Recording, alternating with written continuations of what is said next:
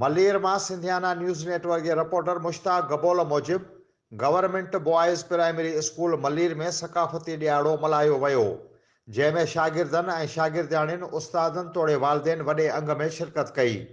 तक़रीब में शरीक थींदड़नि खे सकाफ़ती लिबास अजरक टोपियूं पहिरियल हुयूं। उन मौक़े ते ॿारनि सकाफ़ती टेबलोस पेश कया ऐं सकाफ़ती गीतनि ते झूमरियूं पुड़हयूं।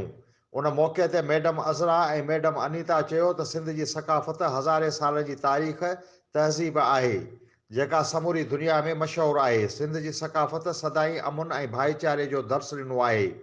ही ईद जहिड़ो ॾींहुं आहे जंहिंखे सभु ख़ुशीअ सां मल्हायूं था।